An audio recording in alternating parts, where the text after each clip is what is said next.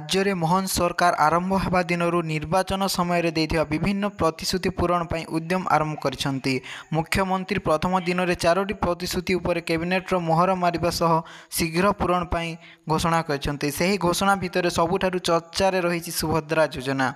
तेबे किए एही योजनार लाभ पाइबे और केमिति करिवे आवेदन आसंतु जानिबा। महिला को देइथिबा प्रतिश्रुति पूरण पर मोहन सरकार प्रथम कैबिनेट रे सुभद्रा योजना रे मोहर मारिछंती। आउ 100 दिन भितर एहाकू कार्यकारी करबाकू घोषणा करिछंती। मुख्यमंत्री को एही घोषणा परे एबे एही योजना को नहीं सबुठी चर्चा। आउ एहारी भितर केउ माने ओ केमिति आवेदन करिवे, केउ प्रमाण पत्र दाखल करबाकू पड़िबो से नै आछि किछि तथ्य। सुभद्रा योजना केउ माने पाइबा पई योग्य। महिला जनक ओडिशार बासिंदा होइथिबे।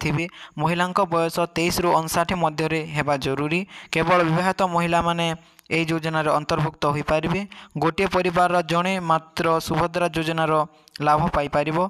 आवेदनकारी कौनसी सरकारी चाकरी करि नथिबे। अविवाहित महिला होई पारिबेनि सामिल।